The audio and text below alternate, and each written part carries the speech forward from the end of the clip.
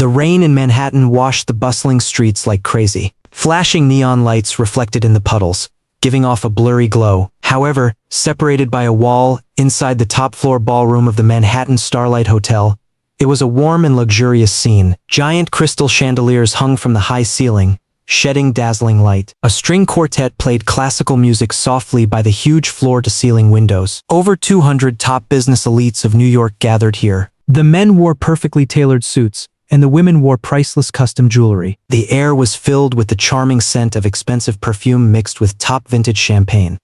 Tonight was the grand celebration banquet of the Halcyon Construction Group. Everyone in the room was anxiously and excitedly waiting for that thrilling moment. The formal signing of a green energy infrastructure contract worth $2 billion.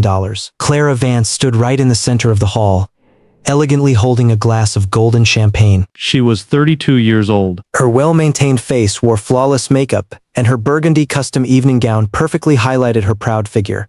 To climb to the position of executive vice president at Halcyon Group, she had sacrificed 10 full years of her youth. Countless sleepless nights, countless rebuilt business plans, and a cold marriage that had existed in name only for a long time. Clara told herself countless times in her heart that as long as tonight's contract was signed successfully, the current CEO of Halcyon Group would officially announce her as the future successor. She would absolutely not allow anyone or anything to ruin this perfect night.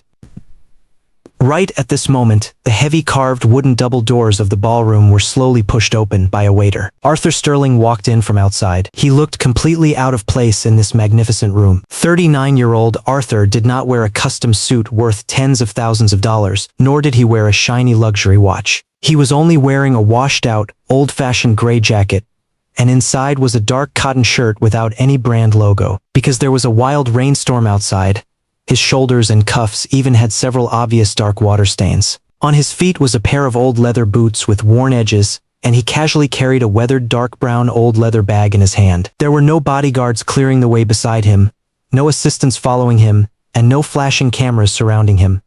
Among the over 200 celebrities present, no one would have thought that this ordinary man who looked like he walked through the wrong door was actually the sole heir and CEO of Sterling Heavy Industries, the largest private supplier of industrial materials in North America. Arthur liked to keep an absolute low profile. He rarely accepted interviews with commercial financial magazines, and he never attended those vain celebrity parties. Just 5 hours ago, he was still in a large steel manufacturing plant in New Jersey, wearing a yellow hard hat, inspecting the brand new forging equipment with frontline workers. Before leaving the factory, he patted the dusty shoulder of an old foreman and calmly made a promise. Arthur said, "I will make sure the upcoming new contract protects the job of everyone in this building. No layoffs." That was not a casual commercial polite remark, but a promise as heavy as a mountain from a real man. Arthur walked into the hall, his eyes calmly sweeping over those gorgeous figures toasting and talking. He ignored the strange looks from the people around him and walked straight to the table at the very front of the ballroom. It was an exclusive VIP seat covered with a pure white silk tablecloth. There were blooming, expensive white orchids on the table, and a hot-stamped exclusive nameplate was placed in front of each seat. Arthur pulled out a chair right in the center and sat down calmly. He put the old leather bag by his feet and casually smoothed out the rain marks on his jacket. With a light clink sound, in the distance, Clara accidentally knocked her crystal champagne glass heavily on the high table, and the golden wine splashed out, dirtying her fingers wearing velvet gloves. But she couldn't care less about these things at all. Her eyes stared fixedly at the direction of the VIP seats. The flawless professional smile that originally hung on her face instantly disappeared without a trace. That was Arthur. Her incompetent husband, who had no ambition at all and who in her eyes only deserved to run a broken little factory. Clara took a deep breath, desperately suppressing the violent anger rising in her chest. She quickly looked around, making sure that not too many big shots had noticed the commotion at the VIP seats for the time being, and then, stepping on 10-centimeter high heels, she walked quickly towards Arthur's direction. Clara walked to the table, lowered her voice, and said with undisguised questioning and annoyance in her tone, "Arthur, what are you doing here?" Arthur looked up at his fully dressed, angry wife. They hadn't eaten at the same table for 2 whole months. Arthur replied calmly, "I received an invitation here." I came to attend the banquet. Clara sneered as if she had heard an extremely absurd joke. Clara said, "Arthur, do you know what level of occasion tonight is? This is a top-tier banquet for Halcyon Group to sign a $2 billion cross-border contract. Those who can sit in this room tonight are either top investment tycoons from Wall Street or giants in the global energy industry. How could your shabby hardware factory, which struggles to make a few $1,000s in profit every month, receive an invitation? Arthur didn't get angry. He took out a black premium card with a gold silk border from the inside pocket of his jacket and placed it gently on the smooth table. Clara didn't even want to look closely at it. She directly reached out and pushed the invitation hard to the edge of the table. Her voice became even more stern and mean. Clara said, "I don't know where you got this cheap, fake copy, but you must leave immediately right now. Look at your shabby clothes." Your jacket even smells like the rain outside and machine oil from the factory. Do you want all the business elites in New York to watch me become a laughingstock? Arthur's eyes fell on Clara's face, which was full of disgust and dislike. There was no anger of being stung in his deep eyes, only an indifference and sorrow that saw through everything. Arthur said lightly, "I am here to witness the formal signing of this contract." Clara's patience was completely exhausted. She leaned her hands hard on the table, leaned forward, and gritted her teeth using a voice that only the two of them could hear. Clara said, "Witness what?" "Witness how I move toward the peak of my career, while you remain a failure who can only roll in the mud at the bottom. Arthur, the marriage between us ended a long time ago.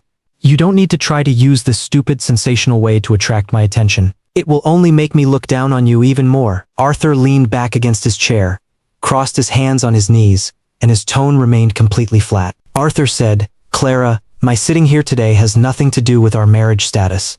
This seat was always mine to take." Clara closed her eyes in despair and sighed deeply. She felt that Arthur was simply crazy, and unreasonably crazy. In this 7-year-long marriage, Clara had always proudly believed that she was the one who kept giving, pulling the family upward. She climbed higher and higher, while Arthur only deserved to guard the little workshop his father left behind. She had no idea that the little workshop in her mouth had long been quietly integrated and expanded by Arthur in the dark, eventually becoming a massive business empire that controlled more than half of the construction material lifeline in North America. The reason Arthur had kept it from her was simply because he didn't want cold money to change their initially pure feelings. But the facts proved that although money did not change Arthur's original intention, it completely exposed Clara's greedy and snobbish nature.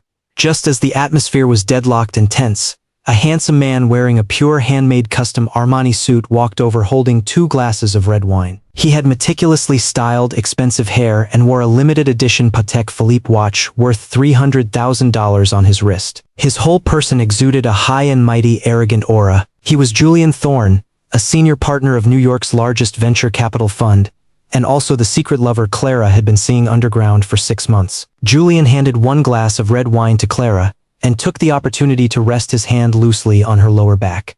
This action was full of strong possessiveness and obvious provocation. Julian smiled and asked, "Darling, did you run into some trouble?" Clara's tight expression instantly became gentle. She took the red wine, glanced at Arthur a little awkwardly, and spoke softly. Clara said, "It's nothing, Julian." Just a tiny, insignificant accident. The security outside might have been negligent and let in a random person who came to the wrong place. "I am asking him to leave here." Julian turned his head and looked down at Arthur sitting in the chair. His eyes impolitely swept over Arthur's old jacket, heavily worn leather boots, and finally stayed on Arthur's calm face. Julian deliberately stretched out his voice, his mouth curling into a malicious, mocking smile. Julian said, "Oh, "So this is your legendary husband who has been running a community repair shop in the suburbs. Today is truly a sight to behold. Mr. Sterling, right? If you came to sell the cheap screws in your factory, I'm afraid you came to the wrong place. In this room, the price of opening any random bottle of champagne is equal to the net profit of your broken factory for a whole month." Arthur sat quietly in his seat, looking at the arrogant Julian. He didn't open his mouth to argue back, and didn't even frown. His deep eyes not only had no anger from being humiliated, but instead it was as if he were coldly watching a reckless clown performing to the fullest. Julian was completely enraged by Arthur's ignoring and indifferent gaze. He felt his authority in front of his lover was seriously challenged. He turned to look at Clara and deliberately raised his volume to ensure that the core guests at several nearby tables could hear his words clearly. Julian said loudly, "Clara, tonight is the big day of your promotion to executive vice president. The mysterious big boss of the funding party will be here soon. If that big shot sees such a shabby special guest sitting in the exclusive VIP section, I'm afraid it will have a devastating impact on the image of your entire company. After all, A massive business worth $2 billion cannot tolerate a single grain of sand or poor stench. Hearing the words big boss of the funding party, Clara's face suddenly turned a little pale. She certainly knew exactly who determined the success or failure of tonight. The reason this $2 billion massive contract could proceed smoothly was all because a highly mysterious top financial group provided a huge amount of guarantee funds behind the scenes. The highest chairman of that financial group would personally attend the signing today. If the chairman was offended by Arthur's appearance, all her hard work and efforts over the past 10 years would instantly turn to bubbles. Clara's voice became extremely cold, staring at Arthur as if she were looking at an enemy. Clara said, Arthur, I'll warn you one last time. Stand up from this chair immediately and then roll out of that door. If you continue to pester us, I will immediately call the security team outside to come in and forcefully throw you onto the street. Facing this vicious threat, Arthur slowly reached out, picked up a tall crystal glass of clear lemon water originally prepared for the VIPs on the table, and took a small sip. Arthur put down the water glass, slowly raised his eyelids, looked straight at Clara and Julian, and his voice was steady and powerful. Arthur said, since I'm sitting in this chair today, no one can make me leave, unless you plan to completely cancel all the cooperation projects tonight. As soon as these words came out, Julian was obviously stunned for a moment. Then, as if he had heard an Arabian Nights fantasy, he couldn't help but tilt his head back and laugh wildly. Julian laughed so hard his shoulders shook violently. He turned his head and loudly pointed at several executives nearby who were attracted by the sound. Julian said, "Did everyone hear that?" This lower-class gentleman wearing a torn jacket actually said he could cancel our $2 billion cross-border contract. This is simply the most ridiculous joke I've heard all year. Several nearby executives and socialites looked at each other and also followed with low laughs full of contempt. The way they looked at Arthur was like looking at a pitiful homeless man who had gone insane due to excessive poverty. The harsh laughter quickly spread in the corner of the gorgeous ballroom. Clara felt her face burning as if scorched by fire. This was the most shameful and embarrassing moment she had ever experienced in her life. She thoroughly hated the ungrateful man in front of her who made her look bad in public. Clara bit her lip, her eyes flashing with a resentful and ruthless light. Clara said, "Arthur Sterling, since you insist on being shameless, then don't blame me for completely ruining your reputation in front of everyone today." The air in the ballroom seemed to completely freeze at this moment. All the lights, music, and laughter gradually fermented into a furious hurricane about to detonate in this small VIP corner. And Arthur remained sitting as steady as a mountain right in the center of the storm, calmly waiting for the climax of this farce. As soon as Clara finished speaking, Julian extremely cooperatively took a step forward, completely blocking the space between Arthur and the main stage.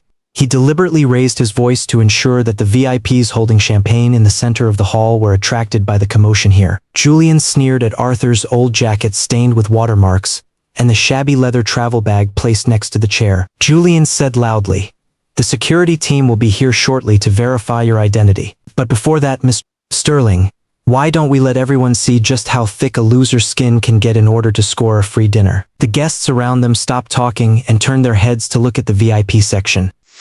A pot-bellied investor walked over with a wine glass. He looked Arthur up and down and deliberately muttered a sentence loud enough for the whole room to hear. The investor said, maybe he thought a free buffet was provided here. This sentence immediately triggered a burst of roaring laughter from several executives nearby. Arthur originally could have directly taken out the evidence to correct their ignorance, but he chose to remain silent. He still sat steadily in his chair. His eyes were as calm as water, as if the gorgeously dressed elites around him were just a bunch of jumping clowns. Clara not only did not stop Julian's humiliation, but took the opportunity to hold Julian's arm with an intimate posture. She looked down at the cheap old watch on Arthur's wrist from a high angle, her eyes full of contempt and impatience. Clara gritted her teeth and said with a tone full of disgust, "Arthur, are you going to lose the last bit of your dignity? I have placed the divorce agreement on your bedside table for 2 whole weeks. You kept refusing to sign it. Isn't it just because you want to take a little more of my property after I am promoted to executive vice president? Let me tell you, stop dreaming. A bottom feeder like you who relies on the meager income of a repair shop to survive doesn't deserve to take a single thing I exchanged for 10 years of hard work." A faint gasp spread through the crowd. So this poorly dressed man was actually the legendary unpresentable husband of the powerful female executive of Halcyon Group. Julian immediately keenly caught the change in the attitude of the people around him. He extremely artificially sighed, his tone full of hypocritical sympathy. Julian said, "So that's how it is. A man who delusions about living off his wife's charity, It really opens my eyes. Clara, actually, I think it would be better to let this gentleman stay until his identity verification results come out. Clara frowned, looking a little worried. Clara said, Julian, this is too risky. If we anger the big boss from the funding party who will arrive soon, and something goes wrong with this $2 billion contract, no one can take the responsibility. Julian gently patted the back of Clara's hand and said loudly with a face full of pride, Darling, don't worry. Just consider it as adding a little entertainment program for everyone's boring waiting time. We've encountered random people trespassing on banquets before. Julian decided to use Arthur as a negative example and make him lose all face in front of everyone. This sounded like a generous tolerance, but in fact it was full of vicious calculations. He just wanted Arthur to be ruthlessly mocked like a beggar under the gaze of the top power players in New York, until his psychological defense completely collapsed, and finally obediently signed the divorce agreement like a stray dog. Over the next tens of minutes, the atmosphere of the banquet became extremely awkward and eerie. However, no matter how piercing the surrounding gazes were, Arthur remained sitting in front of that table covered in pure white silk, his back straight. Every few minutes, someone passing by the VIP section would make a sarcastic comment about Arthur. Some mocked the mud on his boots, while others discussed in a low voice whether his jacket was bought from a second-hand market. The first course of the banquet began to be served. Waiters in crisp tailcoats shuttled between the dining tables under the crystal chandeliers carrying exquisite silver trays. However, when a young waiter walked to the VIP section, he directly skipped Arthur's seat and didn't set a plate for him because this waiter took it for granted that he wasn't on tonight's guest list at all. All the guests at the table watched coldly. No one spoke up to remind the waiter. Everyone was watching Arthur make a fool of himself with great interest. Clara even raised her champagne, clinked glasses gently with Julian, and celebrated this delightful torture. During this suffocating process, Arthur's expression never changed from beginning to end. He did not slap the table in anger, nor did he lower his head in shame. He just took out a small black notebook from the pocket of his old jacket and began to quietly write something in it. What he wrote down were not angry complaints or hateful words, but extremely rigorous business notes. He recorded the names of those executives and investors who spoke rudely and participated in mocking him. He recorded the big talk Julian just bragged about, as well as the hypocritical business promises of Clara's company. In this crazy and noisy ballroom, Arthur's performance was frighteningly calm. This whole thing was exactly as if he were sitting high above, reviewing a business proposal full of loopholes. Clara watched Arthur writing and drawing in his notebook, thinking his pretend calm appearance was simply ridiculously absurd. She stepped in her high heels to Arthur's side again, pulled out a folded document from her exquisite clutch bag, and threw it unceremoniously on the table in front of Arthur. Clara said coldly, Arthur, stop pretending.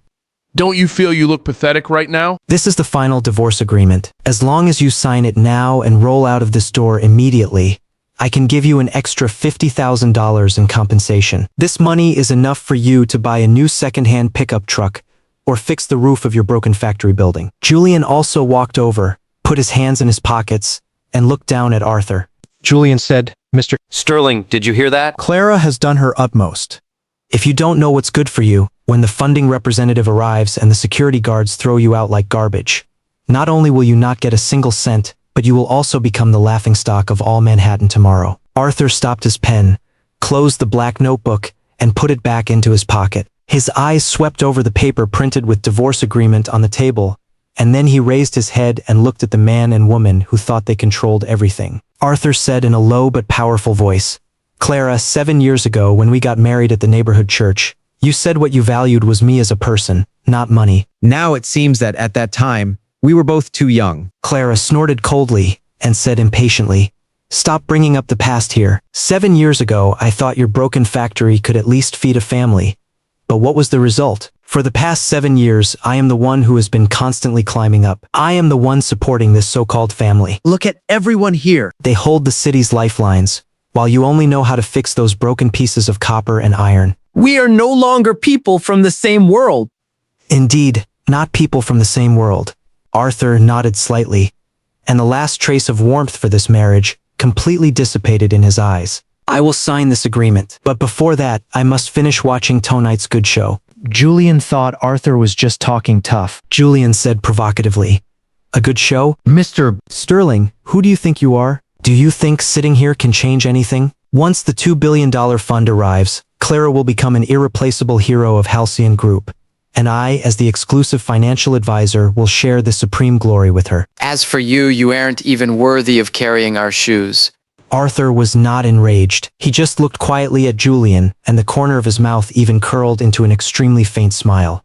This smile fell into Clara's eyes, yet made her inexplicably feel a trace of panic. She knew Arthur too well. Even in the hardest times, this man had never shown this kind of look that seemed to control the power of life and death. But Clara immediately denied her absurd thought in her heart.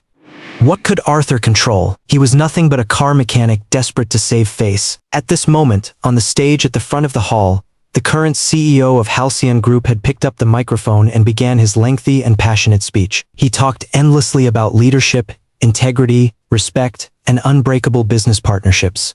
These gorgeous and hypocritical words echoed under the dome of the ballroom, while Arthur just listened expressionlessly. Suddenly, a gray-haired old woman sitting across the round table moved. Her name was Beatrice Cole, a board member of a well-known regional engineering nonprofit organization. From the beginning of the banquet until now, she had been quietly observing all of this. Beatrice said nothing. She simply pushed the woven basket full of fresh European bread rolls, which she hadn't touched at all, quietly in front of Arthur. Beatrice lowered her voice and used a gentle and powerful tone to speak to Arthur. Beatrice said, "I don't think they meant to forget to serve you." Arthur looked at the old woman with some surprise. In this room full of snobbery, mockery, and malice, this tiny gesture was like a ray of faint light piercing the darkness. Arthur looked at the basket of bread, and his originally cold eyes softened a little. He smiled sincerely at Beatrice. Arthur said, "Thank you." Beatrice shrugged her shoulders lightly and answered tolerantly. Beatrice said, "It's okay. It happens." This was the smallest act of kindness in this extravagant ballroom tonight. No one cared about this action. Clara and Julian didn't even glance over here. They were waiting with full joy for the formal start of the signing ceremony. But Arthur deeply remembered this moment in his heart. He knew that in this cruel business world, there were still souls worthy of respect. As for those who didn't deserve respect, Arthur coldly glanced at Clara and Julian, who were laughing and talking with others, thinking they had victory in their grasp. He silently counted down the time in his heart. That fatal storm capable of completely knocking them from the clouds into hell was getting closer and closer to the roof of the Manhattan Starlight Hotel.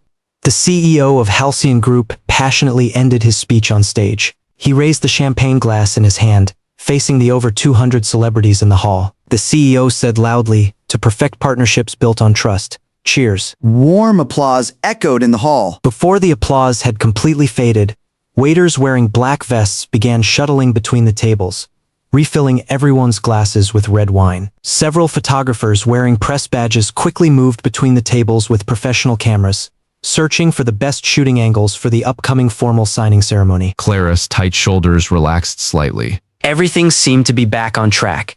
However, this surface calm did not last long. Julian looked at Arthur, who was still sitting steadily in the VIP seat, and his extreme displeasure reached its peak. He turned his head and pressed close to Clara's ear. Julian lowered his voice and said, "Darling, we've had enough patience. The funding representative could push open that door at any time. Don't let this piece of trash ruin our big plan at the crucial moment. Kick him out immediately." Clara glanced at her watch. Time was indeed extremely tight. She turned around, took a large step to the table, and grabbed the glass of dark red wine that had just been poured full. Not only was she going to chase Arthur away, but she also wanted to completely demonstrate her determination to draw a clear line with this poor mechanic in front of Julian and all the executives. Clara gritted her teeth and said mercilessly, "Arthur, you brought this on yourself."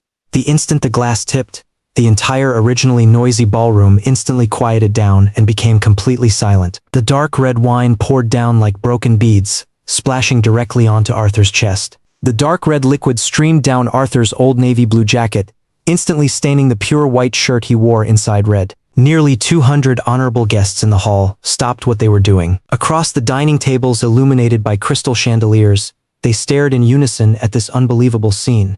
No one moved half a step, nor did anyone step forward to hand over a tissue. This was not because this group of elites, who styled themselves as noble, felt sorry or sympathetic for Arthur.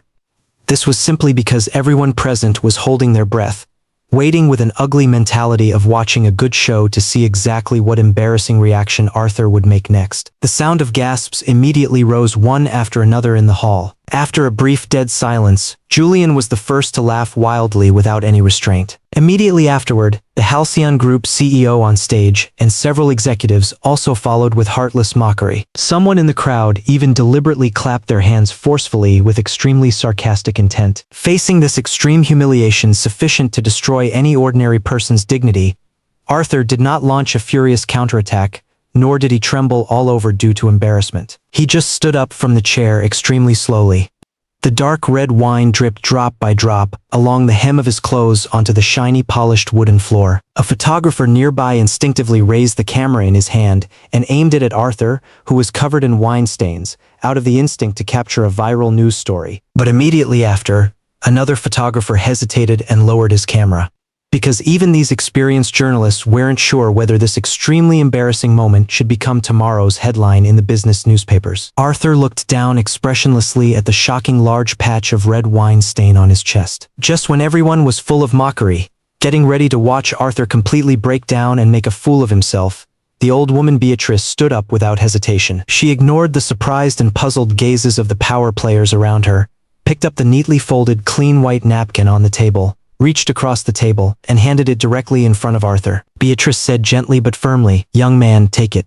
Wipe your hands clean." In this room full of cold people in suits and leather shoes, this was the only piece of kindness. Arthur raised his eyes and looked at Beatrice's sincere face. He didn't refuse. Arthur reached out and took the clean napkin. He quietly and calmly wiped his hands, and then gently placed the napkin stained with red wine back beside his dinner plate. After doing all this, Arthur raised his head, his gaze piercing straight at Clara opposite him, and the laughing CEO of Halcyon Group. Arthur said extremely calmly, "I think we are finished." The CEO of Halcyon Group stopped laughing, with an extremely proud and contemptuous sneer hanging on the corner of his mouth. The CEO said full of disdain, "I completely agree. You should have left a long time ago." Arthur did not argue back. He just gave the CEO a simple nod. Arthur said flatly, "Good." After speaking, Arthur bent down and reached out to pick up the old leather bag placed beside the chair. In this final moment, there was no loud shouting, no angry threats, and no dramatic revenge speech. Arthur just turned around and, taking extremely steady steps, walked straight toward the ballroom's wide double wooden doors. Just the instant the back of Arthur's figure crossed the door, the ballroom behind him immediately restarted with enthusiastic conversations and clinking of glasses. Those VIPs naturally assumed that this awkward farce caused by the intrusion of a bottom feeder had completely ended with the man's departure. Clara let out a long sigh of relief. She smoothed out the wrinkled hem of her evening gown, picked up a glass of golden champagne again, and the flawless high-level business smile hung on her face once more. Among everyone present, only the old woman Beatrice did not smile. She used a gaze full of doubt and complex emotions, quietly watching Arthur disappear in the direction outside the door. Beatrice had decades of experience in reading people. Her intuition told her that the events of tonight were absolutely not over, and that $2 billion shocking transaction which concerned the future energy landscape of the whole city was equally far from over. Arthur walked all the way forward along the corridor covered with thick carpets. He did not turn his head to look back at the tightly closed carved wooden doors even once. The harsh mockery and the clinking of glasses in the ballroom were completely isolated in another world by the thick walls. He looked down at his old navy blue jacket stained with dark red wine. There was no expression of anger, only an indifference like a bottomless abyss. When Arthur reached the hotel lobby, the rain outside had just begun to ease. Manhattan's cold night wind, mixed with moist water vapor, blew in through the cracks of the lobby's revolving doors. The soft, warm lighting in the lobby shone on him, making his back look exceptionally tall and firm. The doorman hurried toward him with an umbrella, but Arthur waved politely. Arthur said, "I'm fine." The doorman stepped back respectfully. Arthur did not immediately walk into the rain. He stood under the covered entrance for a moment, looking across the wet streets. The entire city flashed with countless cold rays of light in the night. The tires of driving cars rolled over puddles, making dull sounds. Right at this moment, his phone buzzed almost immediately. Arthur took out the black-cased phone from his pocket. An extremely important name flashed on the screen. The caller was his executive assistant, Tessa. Tessa had been following Arthur for 8 full years. She knew the terrifying business prowess of this young helmsman better than anyone. Arthur pressed the answer button and placed the phone to his ear. Tessa asked, "Is everything ready?" Arthur looked back toward the direction of the ballroom. Arthur said, "Yes." Tessa asked, "Should I bring everyone in?"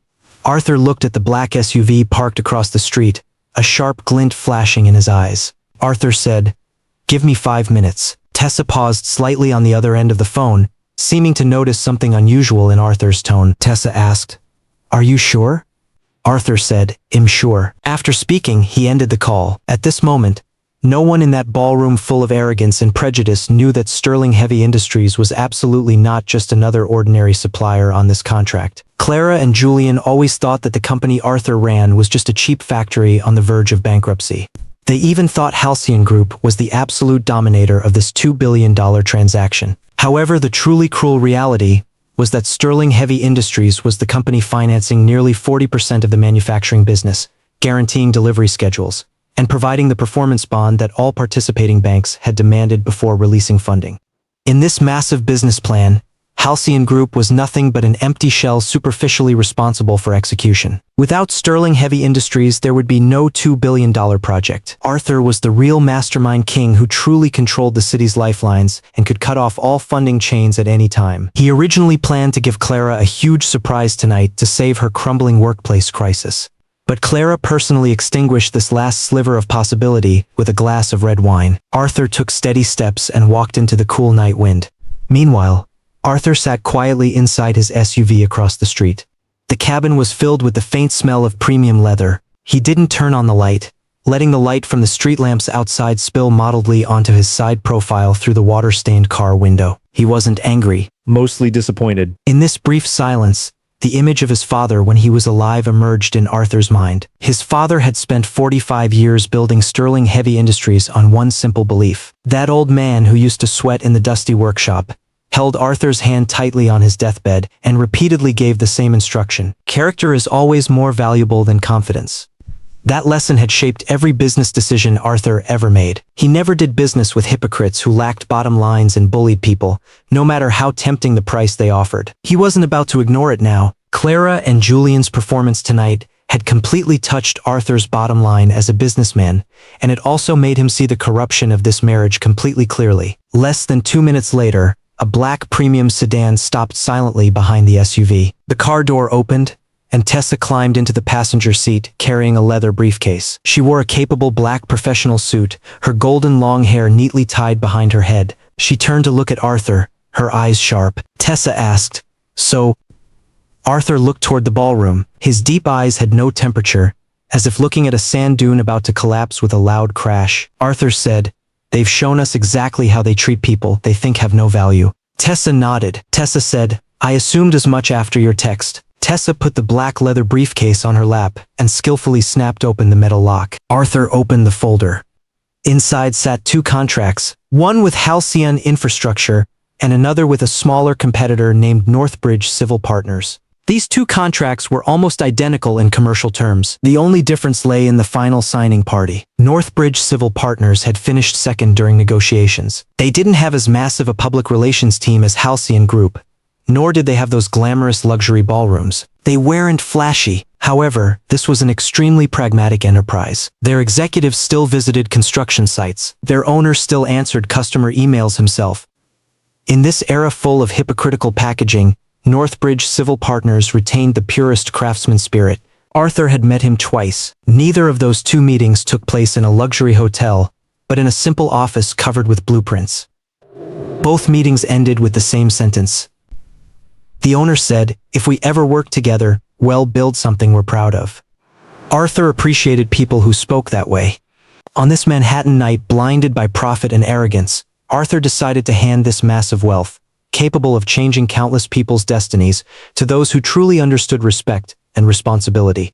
Without the slightest hesitation, Arthur pulled the fountain pen from his pocket and took off the cap. He signed the second contract. The pen tip scratched across the thick paper, making a rustling sound. When the last stroke was completed, Arthur's destiny and Halcyon Group's destiny went in 2 completely different directions. Halcyon Group's death knell had been officially struck at this moment. Tessa smiled slightly. Tessa said, "I'll notify the legal department and call Northbridge." Tessa took out her phone, ready to make the call that would wake up the owner of Northbridge Civil Partners from his dreams. She could imagine the other party's reaction upon receiving the call. Tessa said, "They're going to think this is a joke." Arthur put the pen back into his pocket. His gaze pierced through the car window, staring dead at the magnificent gate of the Starlight Hotel across the street.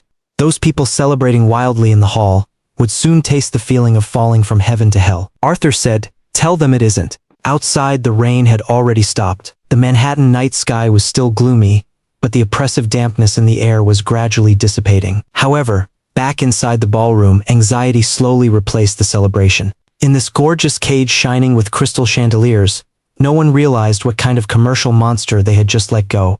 Inside the ballroom, the CEO of Halcyon Group adjusted his tie and smiled for the photographers. He walked to the microphone under the spotlight, cleared his throat, and tried to use his loudest, most infectious voice to maintain the climax atmosphere of this banquet.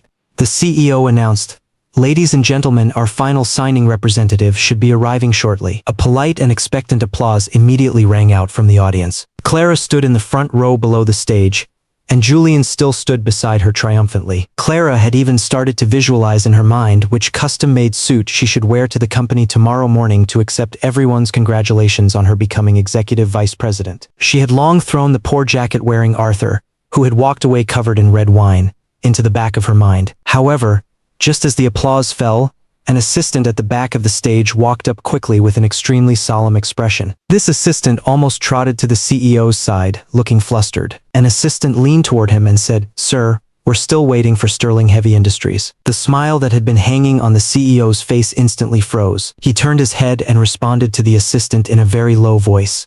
The CEO frowned and said, "They're late." This was not only impolite in a top-tier business transaction involving $2 billion, this was simply an unforgivable major mistake. The assistant confirmed, "It appears so." The CEO took a deep breath, trying hard to suppress the uneasiness that began to churn inside. He looked again at the VIPs below the stage who had already raised their glasses and were ready to witness history. He knew he absolutely could not show any panic at this time. The CEO glanced at his watch and said, "Well, wait." The CEO walked off the stage and tried to continue shuttling and chatting among the guests to divert everyone's attention. But time is always the most merciless judge in this kind of high-pressure situation. 5 minutes passed, then 10. In the huge ballroom, the original relaxed and pleasant atmosphere began to become subtle and heavy. Those Wall Street elites who were used to precisely controlling time began to notice the abnormality of the situation. Guests began checking their phones, some whispered with their companions next to them, while others frowned and looked at the tightly closed doors of the ballroom. The musicians who had been sitting in the corner quietly stopped playing. Without the melodious strings as a cover, the suffocating silence and whispering in the hall became even more obvious. The catering staff delayed dessert for a second time, because according to the original strict plan, desserts must be pushed to the table only after the contract was formally signed and the whole room toasted to celebrate. Clara finally realized the seriousness of the situation. If the mysterious funding representative didn't show up tonight, then everything she had carefully planned for months would become the biggest laughingstock in the Manhattan business world. Her heart began to beat wildly, and cold sweat seeped from her palms. Clara walked over carrying a folder and said, "We've called every number." She stepped on her high heels, hurried to the CEO's side, and her tone could no longer hide the extreme panic and despair. Clara said, "No answer." The CEO's face turned livid. He stared dead at Clara, as if looking at a piece of useless trash. Clara said, "Only voicemail." The CEO forced another smile and said they're probably stuck in traffic. Even the CEO himself didn't believe this sentence. In Manhattan, no business giant would miss a $2 billion signing ceremony because of traffic. If they didn't show up, it only meant one possibility. A fatal problem had occurred with the deal. Just then, the crowd automatically made way. The chairman of the First National Development Bank approached the CEO of Halcyon Group.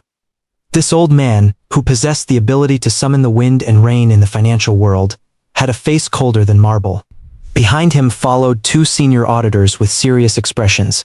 The chairman said, "We're now 25 minutes behind schedule." Fine beads of sweat had already appeared on the CEO's forehead. He quickly put on a smiling face, trying to appease this big shot who held the ultimate power of appropriation. The CEO said, "Well, begin shortly." But the chairman mercilessly interrupted him, his tone carrying unquestionable authority and anger. The chairman said, "The funding committee is asking questions." This sentence was like a heavy hammer, smashing fiercely against the CEO's chest. Without the performance bond and the 40% financing endorsement from Sterling Heavy Industries, the bank would absolutely not release even 1 cent of the loan. The CEO swallowed a mouthful of saliva, his voice trembling slightly.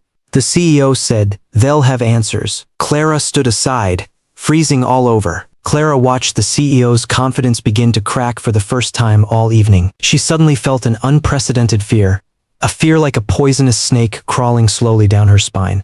Julian still stood not far away, holding a wine glass, looking with tightly knitted brows at this sudden chaos. He hadn't realized that the man he had wantonly mocked, the man he determined to be bottom-tier garbage, was exactly the Grim Reaper who single-handedly created this disaster. The over 200 celebrities in the ballroom had completely stopped talking. Everyone was staring in the direction of the door, waiting for the final verdict. In this deathly silence, no one knew that the man who had just been driven away with a glass of red wine was currently leading his top executive team, approaching this door step by step like an unstoppable black storm. The chairman of the First National Development Bank turned and left with his group of livid-faced auditors, returning to their VIP seats. The CEO of Halcyon Group froze in place like a statue drained of life. His originally perfectly tailored custom suit now felt like a soaked, heavy shell, tightly strangling his breath. In this suffocating weight, another assistant holding a tablet computer hurried through the crowd. This assistant's face was even paler than those bank auditors, and his steps seemed a bit staggering due to extreme panic. The assistant ran to the CEO, his voice trembling as he said, "Sir, what now?" I found something. The CEO was on the verge of fury. He snapped his head around and stared at the assistant as if grasping at a lifesaver. The CEO gritted his teeth and said, "What?" The assistant swallowed hard, his dry throat bobbing, and his eyes subconsciously glanced at Clara and Julian standing nearby. The assistant stammered, "The guest we asked to leave." Clara's heart skipped a beat. Julian curled his lip in disdain, clearly extremely annoyed to hear Arthur's name again at this critical juncture. The CEO immediately interrupted the assistant angrily, trying to distance himself. The CEO said loudly, "We didn't ask him to leave." Clara immediately looked away. Several executives present also lowered their heads guiltily. They knew very well in their hearts that they had indeed done exactly that. It was them who, using mockery and red wine, forcefully drove away the man in the old jacket. The assistant swallowed hard again. His fingers were trembling violently on the screen of the tablet. The assistant said his invitation wasn't fake. This sentence was like a silent bomb dropped in the crowded ballroom. The CEO was stunned, his well-maintained face full of disbelief.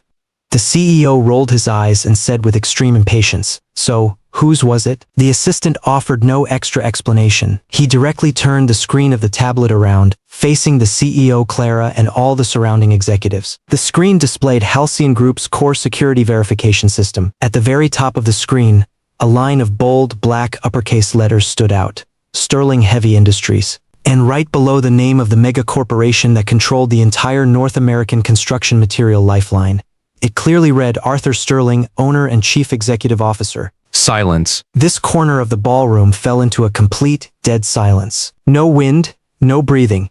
It was as if time had been abruptly frozen at this moment. Clara felt her stomach tighten. The feeling was like someone had suddenly thrown a heavy punch at her abdomen when she was completely defenseless, depriving her even of the strength to scream. Clara's eyes widened in extreme terror. She stared at that incredibly familiar name on the screen, her voice trembling like a leaf in the wind. Clara subconsciously muttered, "No." The assistant looked at the ashen-faced Clara and nodded cruelly. The assistant said yes. An executive nearby, who had just been wantonly laughing at Arthur, felt his legs give out and almost collapsed to the floor. Someone whispered in a very low voice in the crowd, "That's him." Another executive stared dead at the two tightly closed carved wooden doors of the ballroom, his eyes vacant, as if he had seen the end of the world. This executive muttered to himself, "The man with the wine."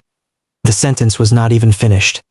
But nobody present needed him to finish it. That man, who was wantonly humiliated by them, who was treated as a bottom-feeder mechanic trying to cheat a free meal, who was threatened with a divorce by Clara, was exactly the behind-the-scenes god who held the life and death power over the $2 billion contract, and could decide the survival of Halcyon Group with a single word. The champagne glass in Julian's hand slipped directly, smashing into pieces on the floor with a crash. His proud sense of superiority was completely crushed to dust at this moment.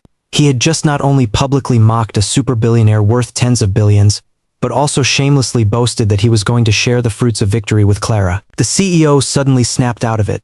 Like a madman, he grabbed his own phone. The CEO roared at the assistant, "Call him." The assistant shook his head in despair. The assistant said, "We already have." The CEO bellowed, "No answer?" The assistant looked like he was about to cry. The assistant said, "Only voicemail." He declined. The CEO stubbornly dialed it himself, even turning on the speakerphone without caring about his image. Only a cold beep came from the phone. The assistant said again. He declined again. Every busy tone was like a sharp knife, mercilessly cutting the nerves of all the executives of Halcyon Group. Clara quietly closed her eyes. For 20 long and grueling years, she had sacrificed everything to climb to the peak of power, learning countless business skills and dark arts. She thought that as long as the profits were massive enough, no mistake could not be covered up. But right now, only one lesson echoed constantly in her mind. That lesson was people rarely remembered the numbers. They always remembered how you made them feel. And just 1 hour ago, she and her lover, along with her proud elite team, had shown the man who held all their destinies the most vicious, snobbish, and arrogant faces in the world. Panic was no longer a hidden undercurrent beneath the water, but turned into a monstrous wave that completely submerged the entire ballroom. The CEO slumped in defeat onto the chair where Arthur had just sat, holding his head in despair. Clara stood frozen in place, her body cold, waiting for the ultimate storm that would inevitably arrive and destroy everything she had. Time passed extremely slowly in suffocating fear. Every second of torment made the celebrities in the hall feel like there were thorns in their backs. The premium food originally prepared for celebration now looked like a last meal before execution in their eyes. No one had the appetite to taste even a single bite.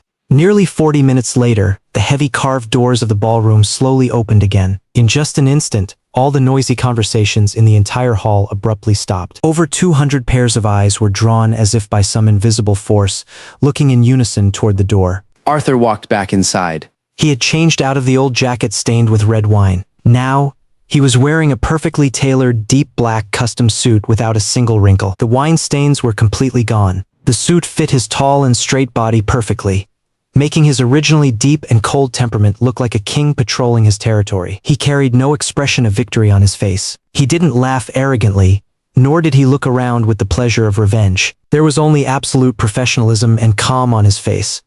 Following closely behind him were 6 top executives of Sterling Heavy Industries, marching in neat steps with solemn expressions. These 6 people all carried uniform leather briefcases, and their powerful aura instantly overwhelmed everyone present. Seeing this scene, several VIPs who were originally sitting in their chairs immediately stood up in unison, not because anyone instructed them to do so. It was because at this moment, in this extremely oppressive atmosphere, they finally fully understood what kind of unshakable big shot had just walked into this room. The CEO of Halcyon Group bounced out of his chair, like he had been electrocuted. He stumbled through the crowd, almost trotting to Arthur's front. His forehead was covered in cold sweat, and his originally straight back was now humbly bent. The CEO stammered, "Mr. Sterling." Arthur shook his head gently. Arthur said in a flat tone, "Arthur is fine." The CEO's hands rubbed nervously at the sides of his trousers. His eyes completely did not dare to meet Arthur's gaze. The CEO said, "I owe you an apology." Arthur stood in place, the 6 executives behind him like an indestructible black wall. Arthur looked at the CEO and said bluntly, "You do." The CEO trembled all over. He tried to salvage the last bit of pitiful dignity for himself and the company. The CEO hesitated for a moment and said with difficulty it was a misunderstanding. Arthur's eyes became as cold as a glacier. He calmly interrupted the CEO's lie. Arthur continued calmly, "You understood exactly what you believed I was." This sentence was like tearing off the last fig leaf of Halcyon Group. Arthur was telling him, "You didn't humiliate me because you didn't know I was the CEO, but because you thought I was a car mechanic, so you dared to trample on me recklessly. Your arrogance is in your bones." There was no misunderstanding. The entire ballroom was dead silent. No one argued, because no one could. Clara finally took heavy steps and walked out from the crowd at this time. She stepped forward next. She didn't look at Julian, who stood aside with an ashen face. She just looked straight at the man she had been with for 7 years, but only truly saw clearly today. Clara lowered her proud head. Her voice carried unhittable bitterness and trembling. Clara said, "I'm sorry." Unlike the CEO's attempt to find excuses to cover up, Clara didn't try to defend herself for her vile behavior. Because she knew that in front of Arthur, any lie appeared extremely stupid, Clara took a deep breath and said frankly, "I judged you before speaking with you." Arthur looked at the woman in front of him, whom he had once loved deeply but now felt incredibly strange. Arthur looked at her for several quiet seconds. There was no hatred in his eyes, only the indifference of a heart that was greater than dead. Arthur finally opened his mouth and said, "I appreciate your honesty." Clara's eyes instantly turned red. She knew Arthur's character too well. This polite remark without any personal emotion made her feel even more desperate than any vicious curse. Clara nodded once and said, "I don't expect forgiveness." Arthur moved his gaze away from Clara's face and said coldly, "That's not really the issue." Clara was stunned for a moment. She looked at Arthur in confusion. Clara asked, "What is?" Arthur looked around the luxurious ballroom. His gaze swept over the executives with their heads hanging low, swept over the investors who had just been making sarcastic comments, and finally stayed on the crystal chandelier high on the ceiling. Arthur said forcefully, "The issue is culture." He turned his head slightly and glanced toward the signing stage ahead, which was originally prepared for him and decorated with white orchids. Arthur said a $2 billion partnership isn't built on presentations. His voice wasn't loud. No microphones amplified his voice. Yet, in this drop-a-pin quiet room, every person heard every word he said clearly. Arthur pulled his gaze back, like a judge reading the final verdict. Arthur continued, "It's built on how people are treated when nobody thinks they matter."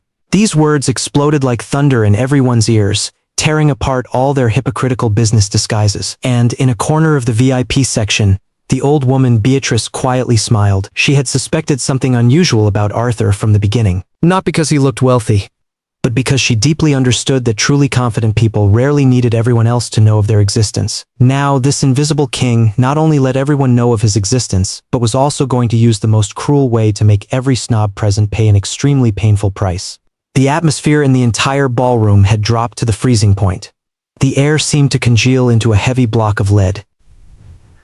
The chairman of the First National Development Bank, after witnessing the jaw-dropping identity reveal just now, took a deep breath. He adjusted his suit jacket, pushed past the Halcyon Group executives blocking his way, and personally stepped forward. The chairman approached carefully. His originally majestic eyes now held nothing but awe for the invisible business king in front of him. The chairman bowed slightly, his tone respectful to the extreme. The chairman asked carefully, "Mr. Sterling, are we proceeding with the signing?" As soon as these words came out, a very faint spark of hope instantly reignited in the eyes of the CEO of Halcyon Group, Clara, and Julian. Like drowning people grabbing the last straw, they stared dead at Arthur. In their narrow business understanding, no businessman would give up an astonishing profit of $2 billion just for a personal grudge. They thought that as long as Arthur was still willing to sign, there was still room to turn things around.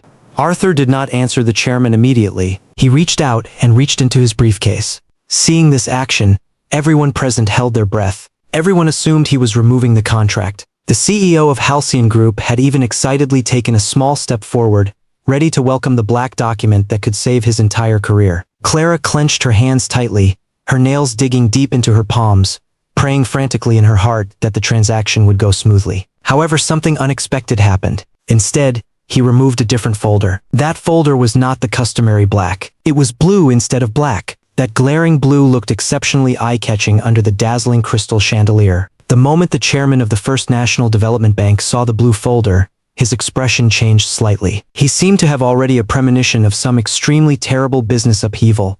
Arthur held the blue folder, his gaze sweeping extremely calmly over the expectant faces of the Halcyon Group executives. Arthur used a voice without any emotional fluctuation to continue saying, "Our company has made a different decision." This sentence was like a bucket of biting cold water, mixed with ice dumped over the heads of everyone at Halcyon Group. Several executives exchanged nervous glances. Clara's lips began to tremble uncontrollably. She felt a strong bout of dizziness, as if the polished wooden floor beneath her feet was shaking violently. Arthur ignored their panic. He held up the blue folder in his hand. Arthur continued, "This afternoon, Sterling Heavy Industries signed with Northbridge Civil Partners." The moment this announcement was made, the room became impossibly still. No one made a sound, not even the slightest breathing could be heard. Northbridge Civil Partners, the relatively unknown competitor in the industry, who had been mercilessly mocked and suppressed by Halcyon Group in the previous bidding, had actually snatched away this massive cake capable of changing the industry landscape without anyone noticing. Julian's face instantly became paler than paper. As a senior partner of a venture capital fund, he knew better than anyone what this meant. To secure this project, Halcyon Group had already overdrawn a huge amount of funds in advance. Once the project aborted, Halcyon Group's capital chain would completely break within 24 hours, and the investments he had injected would also instantly turn into desperate ashes. To completely shatter their final illusion, Arthur clearly read the final judgment. Arthur said, The financing, manufacturing guarantees, logistic support, and performance bond have all been transferred. Every single word was like a heavy iron hammer smashing fiercely onto the hearts of Clara and the CEO. Without the 40% financing endorsement, without the performance bond from Sterling Heavy Industries, Halcyon Group was now left with only an extremely empty shell of debt. The banks would not only refuse to issue loans, but would also immediately initiate ruthless bankruptcy liquidation procedures. An investor near the back could no longer bear this devastating blow. He whispered in shock with an extremely ashen face. Someone near the back whispered, "The deal's gone." This desperate whisper echoed in the empty ballroom, triggering a chain reaction. Those celebrities who originally came to celebrate now looked at the CEO of Halcyon Group with eyes that had changed from flattery to complete avoidance and disgust, as if looking at a plague god about to bring massive disaster. Hearing that whisper, Arthur turned his head and looked at the panicked crowd in the back row. Arthur nodded politely and said, "It is." Arthur paused for a moment, his gaze finally falling on the ashen-faced Clara and CEO. Arthur added, "No celebration. No revenge. Just a business decision." The CEO of Halcyon Group's legs gave out, and he fell heavily onto the chair behind him. His originally high-spirited face was now covered in extremely deep despair and pain. The hard work he spent years preparing, all his reputation in the industry, and even the wealth he accumulated over a lifetime were all completely turned to ashes at this moment. The CEO looked genuinely defeated. He raised his head and looked at Arthur using an extremely weak voice full of endless remorse. The CEO said extremely desperately, "You've cost us everything." There was no more arrogance in the CEO's words, only a plea on the verge of collapse. But there was not the slightest bit of sympathy in Arthur's eyes. In this cruel business world, arrogance and ignorance must pay a painful price. Arthur answered quietly, "No." Arthur leaned down slightly, looking at the CEO's fear-filled eyes. Arthur answered calmly, "You did." Arthur stood straight and adjusted the cuffs of his deep black suit. Arthur said coldly, "You lost it before I arrived." These two sentences completely crushed all the CEO's psychological defenses. The CEO covered his face and let out a desperate whimper in extreme pain. Clara's legs went soft, and she directly collapsed and kneeled on the cold floor. Her burgundy custom evening gown spread out on the floor like a pool of glaring blood. That poor husband, whom she had despised in every way, whom she tried to dismiss with $50,000, and whom she poured red wine all over, used the most peaceful and dignified way to directly strip away her entire proud world. This price was simply too heavy. The ballroom was still dead silent. The words Arthur just spoke lingered longer than any speech could have. They were like cold epitaphs carved on the walls, ruthlessly mocking the extremely ugly snobbery of the Halcyon Group executives. As this tragic commercial execution thoroughly concluded, the smart investors and socialites in the hall began to act quickly. As guests slowly gathered their belongings, no one wanted to stay in this place full of failure and despair. They deliberately bypassed Clara collapsed on the floor, and also avoided the bloodless Julian, for fear of being infected by this terrible bad luck that could bankrupt a company. In this extremely oppressive atmosphere, Arthur walked toward the exit once more. His steps were still as steady and powerful as when he first came in. The 6 top executives of Sterling Heavy Industries followed closely behind him, like a victorious black elite guard. The crowd automatically cleared an extremely wide path for them. Just as Arthur was about to reach the door, he suddenly stopped his steps. Then he stopped beside Beatrice.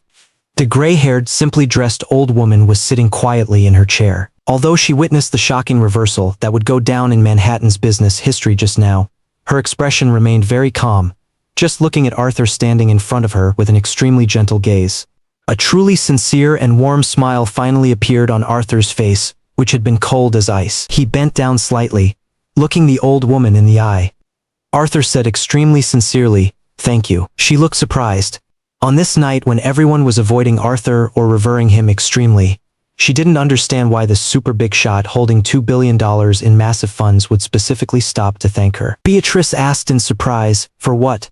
Arthur's eyes were full of extremely deep gratitude. He glanced at the woven basket still sitting quietly on the table. Arthur said, "You shared your bread basket." Hearing this answer, Beatrice was stunned for a moment, and then she laughed softly. Her wrinkles looked incredibly kind and compassionate in this ballroom full of the stench of money. Beatrice laughed softly and said, "It was only bread."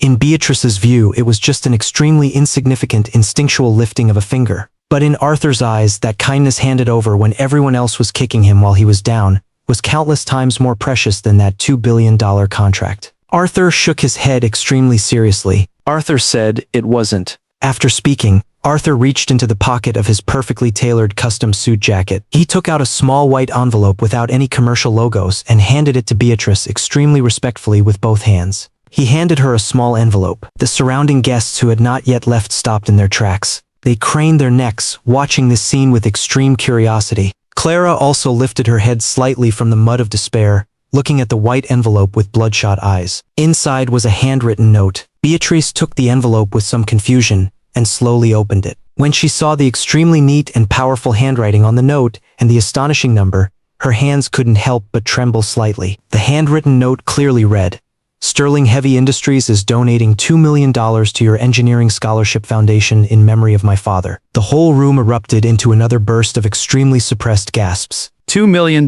While Clara tried to dismiss Arthur with $50,000 in compensation, and Julian mocked Arthur for not even being able to buy a bottle of champagne, Arthur casually donated a full $2 million directly because of the kindness of a piece of bread. This extremely strong contrast was like a loud slap, fiercely striking the faces of Clara and Julian once again.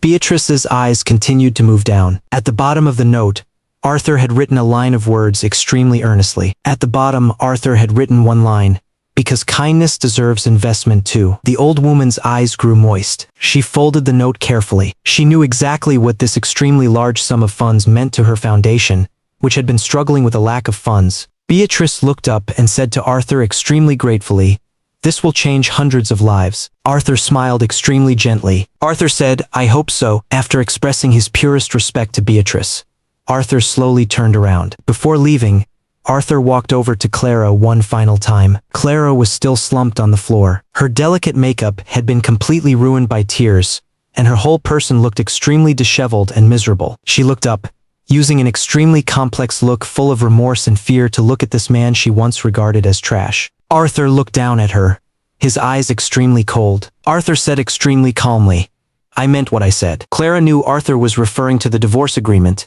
and the cruel reality that she would completely lose everything. She lowered her head in extreme pain, not daring to look into Arthur's eyes again. Clara said extremely desperately, "You made a mistake." Arthur did not argue back. Flashes of their 7-year marriage passed through his mind, those years eroded by interest. Arthur answered extremely frankly, "I did."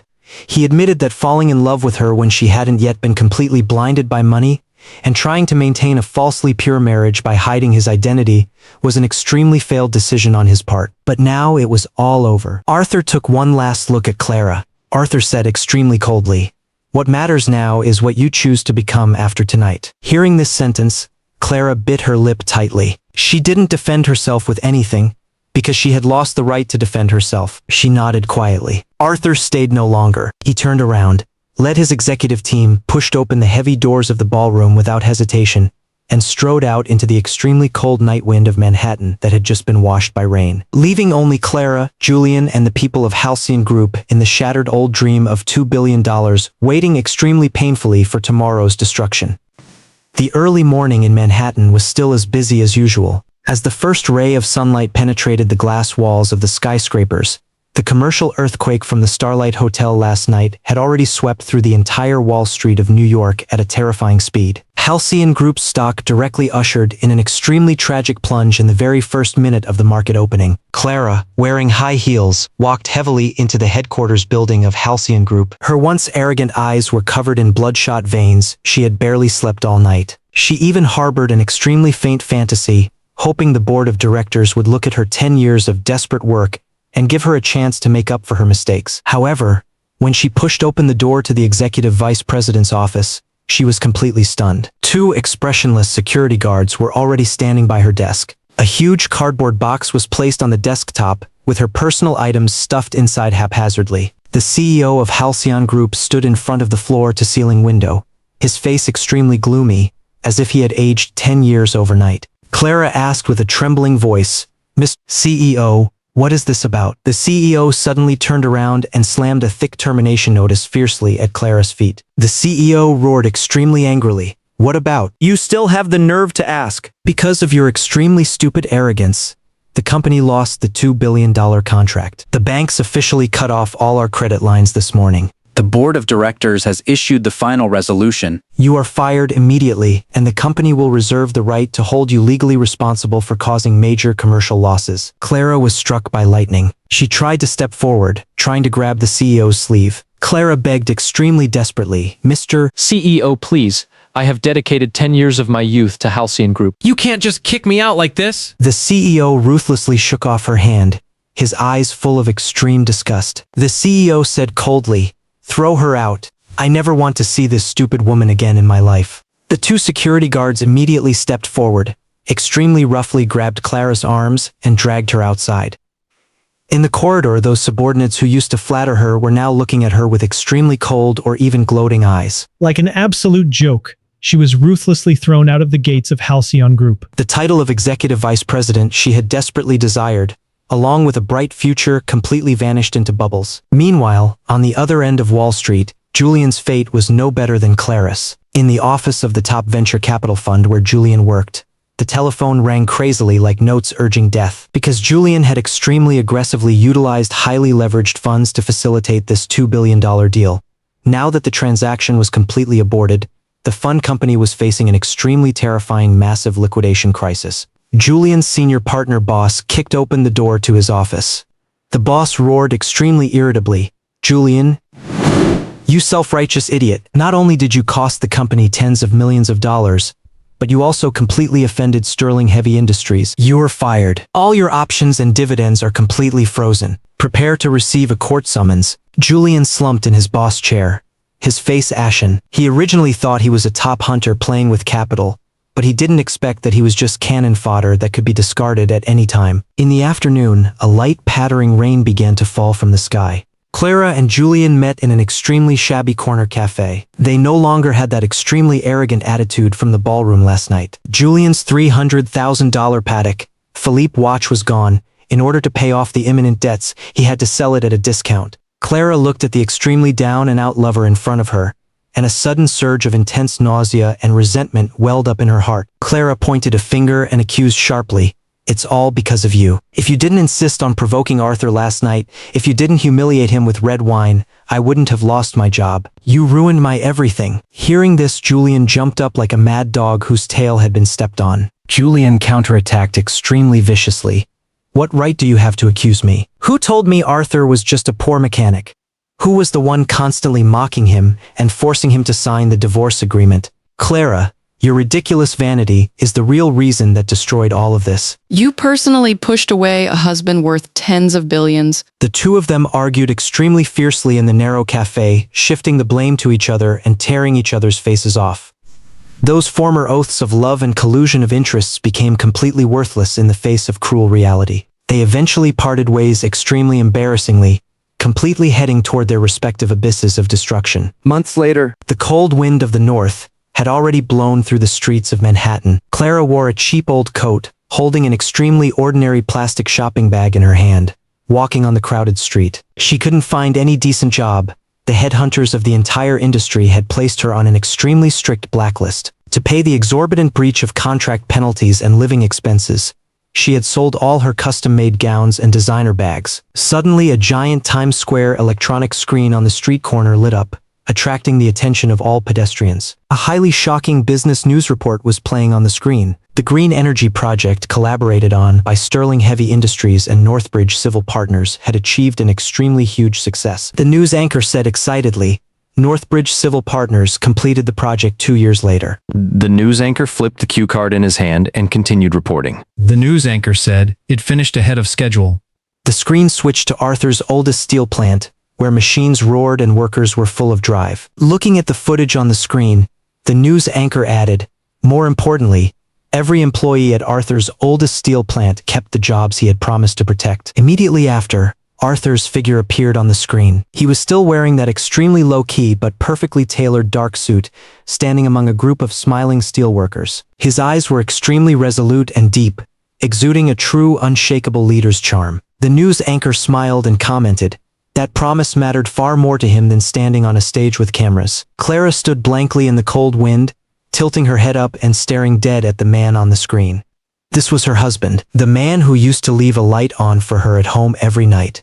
the failure she had despised extremely. If she hadn't been blinded by power and money back then, if she could have spent even a little bit of time to truly understand him, rather than judging his value in ordinary moments, the person standing beside him now, enjoying the extremely honorable gaze of the whole world, would be her. The news on the screen had ended, but Clara still couldn't move her feet. She remembered a golden rule circulating in the business world. Sometimes, the biggest opportunities aren't lost because of bad luck or fierce competition. They're lost in ordinary moments when we decide someone's worth before we've taken the time to know who they are. Kindness costs very little, but respect can be worth far more than a $1 billion deal. Clara closed her eyes in extreme pain, and two streams of extremely remorseful tears slid down her weather-beaten cheeks. She finally understood that in her extremely blind arrogance and betrayal, she had personally destroyed the entire business empire she could have owned. But all of this was already extremely and completely irreversible.